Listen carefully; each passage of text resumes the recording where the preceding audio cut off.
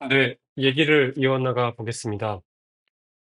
두 번째로는 조던 피터슨의 인생의 법칙에 대해서 얘기를 나눠보려고 합니다. 이 조던 피터슨이라는 사람은 제가 방황이라면 방황을 했던 20년의 시간 동안 방황하면서, 방황하기 싫어서, 더 이상은 방황하기 싫어서. 그래서 여러 가지 자기계발서라고 하죠.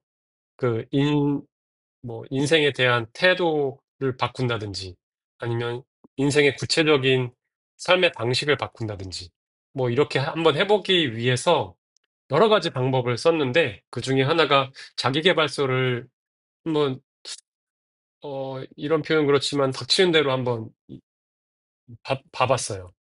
근데 그 책을 읽을 때마다는 위안이 되는 부분이 있었지만은, 실질적으로 도움이 되었던 거는 거의 찾아보기가 힘든데, 그런 시행착오를 거치면서 찾아낸 게 이 조던 피터슨이라는 학자이고, 이 학자는 정신, 심리 분야에서 하버드 대학교 교수를 하다가 이제 캐나다 토론토 대학교의 종신 교수로 간 것 같아요. 그래서 그 경력이라는 게 전부는 아니지만 상당히 학계에서 인정을 받고 있는 그러한 사람이고, 그리고 실질적으로도 저한테 도움이 많이 되는 얘기들, 그 근본적인 얘기부터, 그리고 실제적인 실천의 법칙에 관련된 얘기들을 제가 얻을 수가 있었습니다. 그 조던 피터슨이라는 사람이 여러 가지 책을 썼고요. 그중에서 오늘 소개하고자 하는 책이 인생의 12가지 법칙이라는 책이고요. 이 얘기를 듣고 흥미가 생긴다면은 이 책을 읽어봐도 좋을 것 같고요. 그리고 이 책을 읽으면 더 궁금한 것들이 생길 거고, 더 궁금하고 근본적인 것들에 대한 얘기를 다룬 책들도 있습니다. 그것들도 한번 보는 것도 좋을 것 같습니다. 이 법칙을, 12가지 법칙을 이제 제시를 하고 있어요. 근데 이 법칙들이 실질적인 법칙, 어떻게 보면 되게 디테일한 법칙이라고 할 수 있는데, 해당 챕터를 읽어보면 그 디테일의 근거가 되는 것은 정신과학적인, 뇌과학적인, 과학적인 근거를 가지고 있는 것이기 때문에, 그냥 이 표제만 읽을 때와 그리고 그 표제 속의 내용을 읽을 때에는 와 닿는 그런 무게감이 다르긴 합니다. 그래서 요 제목만 읽으면 이게 뭐야? 그냥 열심히 살아라. 그리고 시크릿 이런 책처럼 원하는 것이 있으면은 희망을 종이에 적어서 자기 전에 베개맡에 놓아라. 이런 정도의 수준이 아닌가라고 생각을 할 수가 있는데, 막상 흥미가 가는 것이 있으면 그 챕터를 한번 읽어보는 것도 재밌을 것 같고, 다만 오늘은 이 12가지 법칙 중에서 이 12가지 법칙은 저에게 다 너무나 재미있는 의미가 있는데, 이걸 오늘 다 할 수는 없으니까는 2번, 4번, 9번 법칙을 한번 얘기를 해볼게요. 근데 2번, 4번, 9번만 얘기하지만은 법칙 12가지는 한번 읽어보겠습니다. 흥미가 생기는지 관심이 가는지 한번 보세요. 법칙 1번은 어깨를 펴고 똑바로 서라. 법칙 2, 당신 자신을 도와줘야 할 사람처럼 대하라. 법칙 3, 당신에게 최고의 모습을 기대하는 사람만 만나라. 법칙 4, 당신을 다른 사람과 비교하지 말고 오직 어제의 당신하고만 비교하라. 법칙 5, 아이를 제대로 키우고 싶다면 처벌을 망설이거나 피하지 말라. 법칙 6. 세상을 탓하기 전에 방부터 정리하라. 법칙 7. 쉬운 길이 아니라 의미 있는 길을 선택하라. 법칙 8. 언제나 진실만을 말하라. 적어도 거짓말은 하지 말라. 법칙 9. 다른 사람이 말할 때에는 당신이 꼭 알아야 할 것을 들려주는 사람이라고 생각하라. 법칙 10. 분명하고 정확하게 말하라. 법칙 11. 아이들이 스케이트보드를 탈 때 방해하지 말고 내버려 두어라. 법칙 12. 길에서 고양이와 마주치면 쓰다듬어 주어라. 이렇게 12가지가 있습니다. 이 중에서 먼저 법칙 2를 한번 볼게요. 법칙 2. 당신 자신을 도와줘야 할 사람처럼 대하라. 일단 요 챕터를 읽어주면 제가 지금 말하는 것과 유사한 내용이 나오긴 할 테지만 정확히 그렇진 않을 수 있어요. 다만 저한테 남아있는 기억을 기반으로 말을 해보면 사실 우리는 살면서 뭐 사람마다 다를 테지만 일반적으로는 나 자신이 아니라 다른 사람에게 현명한 조언들을 많이 해줍니다. 그리고 나 자신에게보다 다른 사람을 조금 더 도와주려고 다른 사람을 위해서는 조금 더 마음을 쓰는 경향이 있는 것 같아요.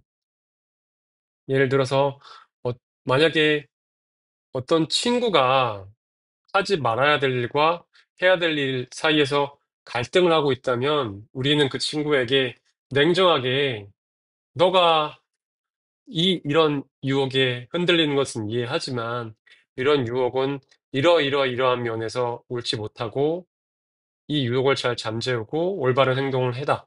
이런 행동을 해라. 라고 냉철하게 말해줄 수 있습니다.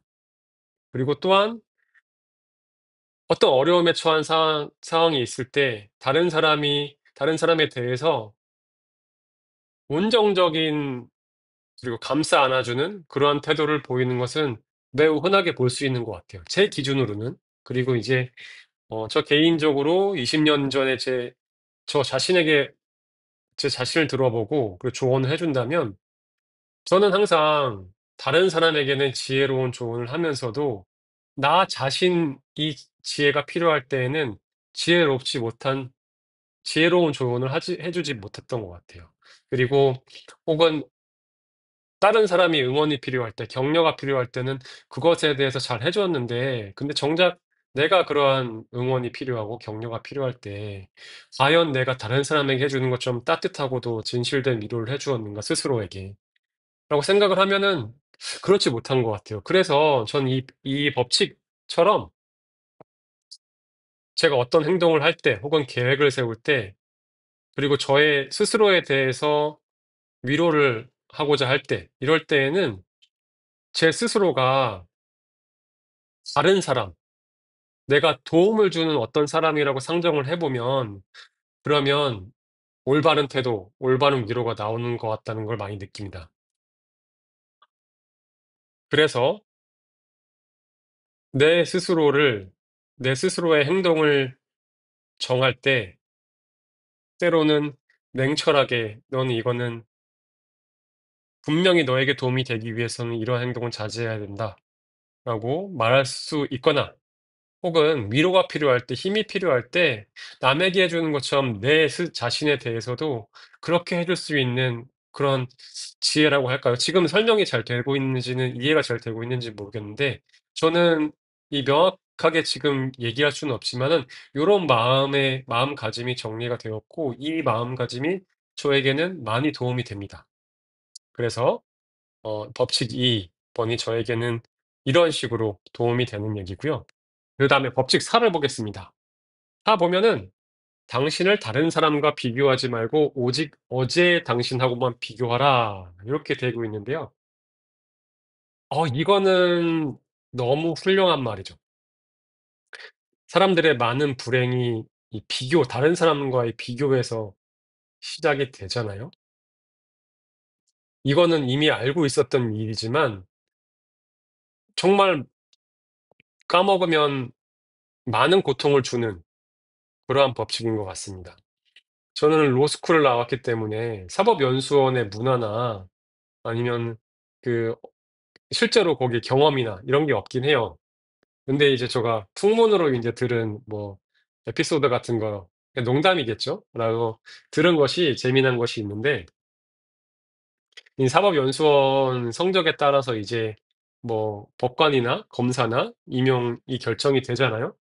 물론 최근에는 연수원 성적이 좋은 분들도 대형 로펌에 인제 들어가는 경우가 생기긴 했지만 그 이전까지는 대부분 뭐 검사, 판사를 우선 지원했죠, 성적이 좋은 분들은. 그래서 비교에 대해서 이런 우스갯소리가 있었어요.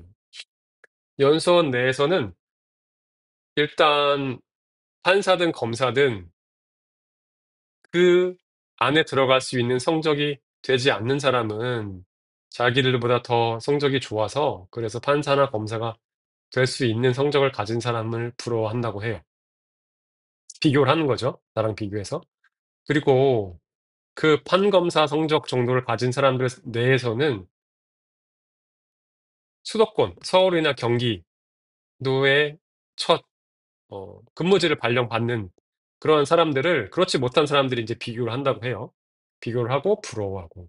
그리고 경기도에 해당되는 근무지에 해당되는 사람들은 서울로 근무지를 받을 수 있는 성적을 가진 사람들을 비교를 하고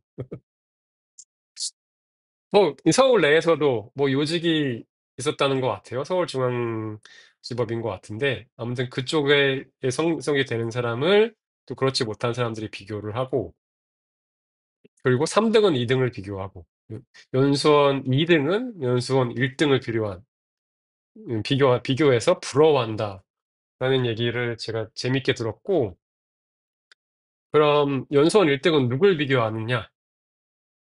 누굴 비교할 것 같아요? 누굴 비교해서 부러워할 것 같나요? 제가 들은 얘기는 연수원 1 등은 잘생긴 연수원생을 부러워한다고 합니다.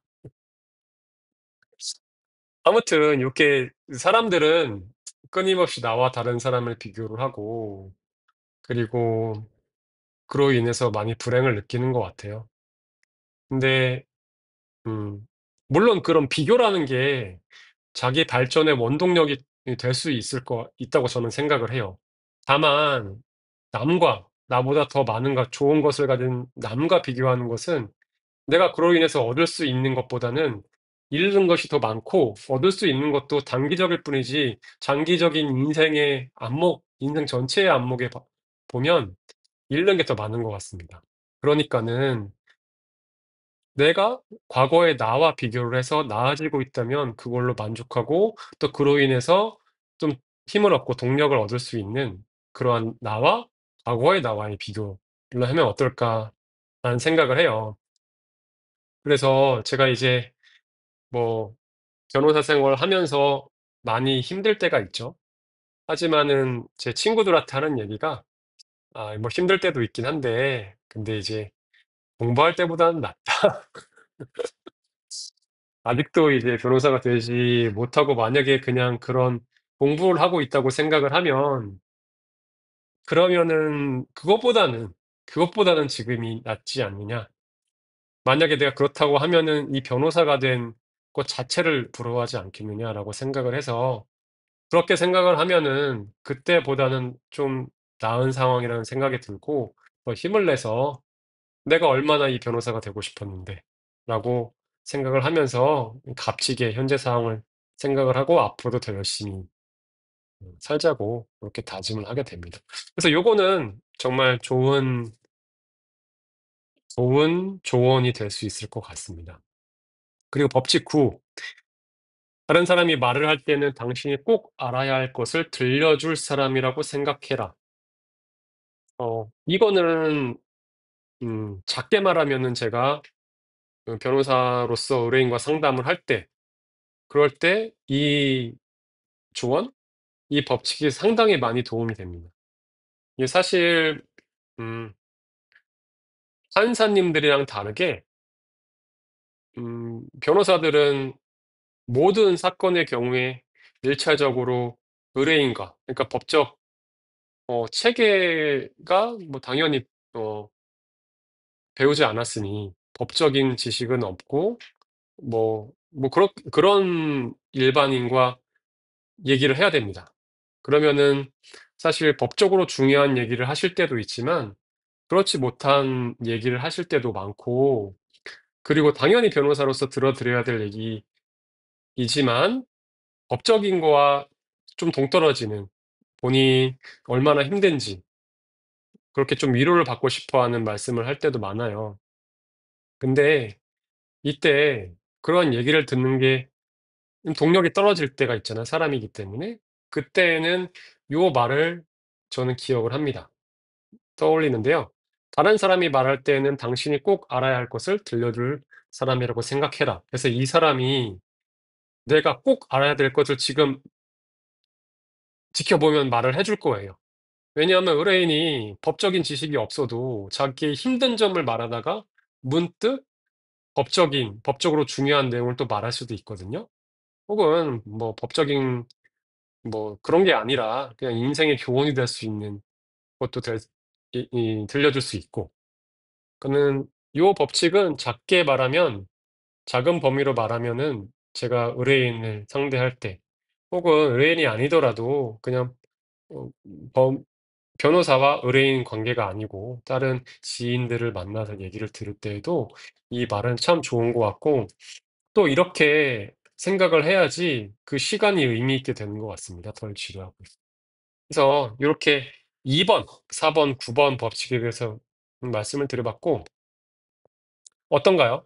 이게 좀 울림이 있는 법칙이 있었나요? 한번 울림이 있는 법칙을 좀 눈에 들어오는 게 있다면 한번 이 책을 읽어보는 것도 괜찮을 것 같고요. 어 이게 조던 피터슨이 어떤 사람인지 한 영상이 조금 부분 정도 길긴 한데 한번 같이 보는 것도 괜찮을 것 같아요. 그래서 지금 시간 여유가 많이 없긴 하지만 저는 한번 요거를 한번 보여 드릴게요.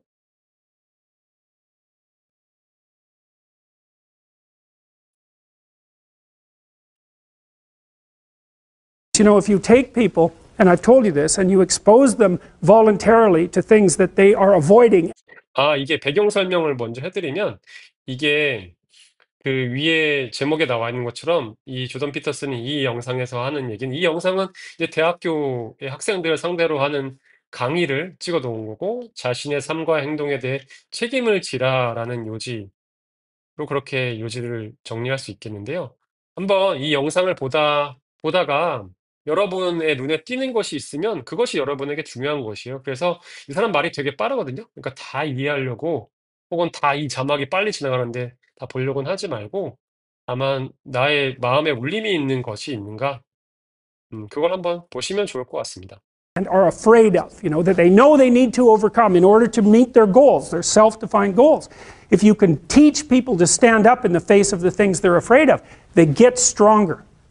And you don't know what the upper limits to that are, because you might ask yourself, like, if for 10 years, if you didn't avoid doing what you knew you needed to do, by your own definitions, right, within the value structure that you've created to the degree that you've done that, what would you be like?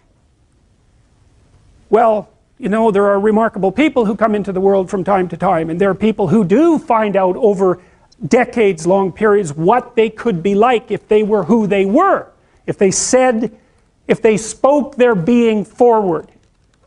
And they get stronger and stronger and stronger, and we don't know the limits to that. We do not know the limits to that. And so you could say, well, in part, perhaps the reason that you're suffering unbearably can be left at your feet, because you're not everything you could be, and you know it. And of course, that's a terrible thing to admit, and it's a terrible thing to consider, but there's real promise in it, right? Because it means that perhaps there's another way that you could look at the world and another way that you could act in the world. So what it would reflect back to you would be much better than what it reflects back to you now. And then the second part of that is, well, imagine that many people did that, because we've done a lot as human beings. We've done a lot of remarkable things. And I've told you already, I think before, that today, for example, about 250,000 people will be lifted out of abject poverty, and about 300,000 people attached to the electrical power grid. We're lifting people out of poverty collectively at a faster rate that's ever occurred in the history of humankind by a huge margin. And that's been going on unbelievably quickly since the year 2000. The UN had planned to have poverty between 2000 and 2015, and it was accomplished by 2013. So there's inequality developing in many places, and you hear lots of political agitation about that. But overall, the tide is lifting everyone up, and that's a great thing. And we have no idea how fast we could multiply that if people got their act together and really aimed at it. Because, you know, my experience is with people that we're probably running at about 51% of our capacity. I mean, you can think about this yourselves. I often ask undergraduates how many hours a day you waste or how many hours a week you waste. And the classic answer is something like 4 to 6 hours a day. You know, inefficient studying, watching things on YouTube that not only do you not want to watch, that you don't even care about, that make you feel horrible about watching after you're done. That's probably 4 hours right there. You think, well, that's 20, 25 hours a week, it's 100 hours a month, that's 2.5 full work weeks, it's half a year of work weeks per year. And if your time is worth $20 an hour, which is a radical underestimate, it's probably more like 50 if you think about it in terms of deferred wages. If you're wasting 20 hours a week, you're wasting $50,000 a year. And you are doing that right now. And it's because you're young, wasting $50,000 a year is a way bigger catastrophe than it would be for me to waste it, because I'm not going to last nearly as long. And so if your life isn't everything it could be, you could ask yourself, well, what would happen if you just stopped wasting the opportunities that are in front of you? You'd be who knows how much more efficient? 10 times more efficient, 20 times more efficient. That's the Pareto distribution. You have no idea how efficient people get. It's off the charts. Well, and if we all got our act together collectively and stopped making things worse, because that's another thing people do all the time, not only do they not do what they should to make things better, they actively attempt to make things worse because they're spiteful or resentful or arrogant or deceitful or homicidal or genocidal or all of those things all bundled together in an absolutely pathological package. If people stopped really, really trying just to make things worse, we have no idea how much better they would get just because of that. So there's this weird dynamic that's part of the existential system of ideas between human vulnerability, social judgment, both of which are major causes of suffering, and the failure of individuals to adopt the responsibility that they know they should adopt. And that's the thing that's interesting too, is that, and like another thing I've often asked my undergraduate classes is, there's this idea that people have a conscience. And you know what the conscience is. It's this feeling or voice you have in your head just before you do something that you know is stupid, telling you that probably you shouldn't do that stupid thing. You don't have to listen to it, strangely enough. But you go ahead and do it anyways, and then, of course, exactly what the conscience told you was going to happen inevitably happens, so that you feel even stupider about it than you would if it happened by accident. Because you know, I knew this was going to happen, I got a warning it was going to happen, and I went and did it anyways. And the funny thing too is that conscience operates within people, and we really don't understand what the hell that is. So you might say, well, what would happen if you abided by your conscience for 5 years or for 10 years? What sort of position might you be in? What sort of family might you have? What sort of relationship might you be able to forge? And you can be bloody sure that a relationship that's forged on the basis of who you actually are is going to be a lot stronger and more welcome than one that's forged on the basis of who you aren't. Now, of course, that means that the person you're with has to deal with the full force of you in all your ability and your catastrophe, and that's a very, very difficult thing to negotiate. But if you do negotiate it, well, at least you have something, you have somewhere solid to stand, and you have somewhere to live, you have a real life, and it's a great basis upon which to bring children into the world, for example, because you can have an actual relationship with them instead of torturing them half to death, which is what happens in a tremendously large minority of cases. Well, it's more than that too, because, and this is what I'll close with, and this is why I wanted to introduce Solzhenitsyn's writings to you. You see, because it isn't merely that your fate depends on whether or not you get your act together and to what degree you decide that you're going to live out your own genuine being. It isn't only your fate, it's the fate of everyone that you're networked with. And so, you think, well, there's 9 billion, 7 billion people in the world. We're going to peak at about 9 billion, by the way, and then it'll decline rapidly. But 7 billion people in the world, and who are you? You're just one little dust mote among that 7 billion. And so it really doesn't matter what you do or don't do, but that's simply not the case. It's the wrong model, because you're at the center of a network. You're a node in a network. Of course, that's even more true now that we have social media. You'll know 1,000 people, at least over the course of your life. And they'll know 1,000 people each, and that puts you one person away from 1 million, and 2 persons away from 1 billion. And so that's how you're connected, and the things you do, they're like dropping a stone in a pond. The ripples move outward, and they affect things in ways that you can't fully comprehend, and it means that the things that you do and that you don't do are far more important than you think. And so if you act that way, of course, the terror of realizing that is that it actually starts to matter what you do. And you might say, well, that's better than living a meaningless existence. It's better for it to matter. But I mean, if you really asked yourself, would you be so sure if you had the choice? I can live with no responsibility whatsoever. The price I pay is that nothing matters. Or I can reverse it and everything matters. But I have to take the responsibility that's associated with that. It's not so obvious to me that people would take the meaningful path. You know, when you say, well, nihilists suffer dreadfully because there's no meaning in their life and they still suffer. Yeah, but the advantage is they have no responsibility. So that's the payoff, and I actually think that's the motivation. Say, well, I can't help being nihilistic. All my belief systems have collapsed. It's like, yeah, maybe. Maybe you've just allowed them to collapse because it's a hell of a lot easier than acting them out. And the price you pay is some meaningless suffering, but you can always whine about that and people will feel sorry for you, and you have the option of taking the pathway of the martyr, so that's a pretty good deal, all things considered, especially when the alternative is to bear your burden properly and to live forthrightly in the world. Well, what Solzhenitsyn figured out, and so many people in the 20th century, it's not just him, even though he's the best example, is that if you live a pathological life, you pathologize your society. And if enough people do that, then it's hell. Really. Really. And you can read the Gulag Archipelago if you have the fortitude to do that, and you'll see exactly what hell is like. And then you can decide if that's a place you'd like to visit, or even more importantly, if it's a place you'd like to visit and take all your family and friends.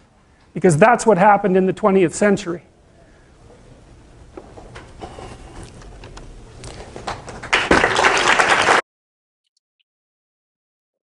네. 이거 볼 때마다 새롭게 깨닫게 되는 것들이 있고, 그렇습니다. 도움이 많이 됩니다. 이 사람의 영상들이 되게 많이 있어요. 동기부여라는 그 유튜브의 제목으로 그렇게 많이 영상에 올라와 있긴 한데, 그 영상들을 보면서, 음, 조금 이 사람이 어떤 생각을 하고 있고 그것이 나에게 어떤 울림을 주는 것인지, 그거를 한번 점검해 보고, 그리고 그 울림이 의미가 있는 것으로 생각이 되면, 그러면은 이 사람 책을 한번 읽어보는 걸 추천을 드립니다. 네, 그리고 다음으로 인생의 계획을 조금 실질적인 계획을 한번 세워보도록 하겠습니다.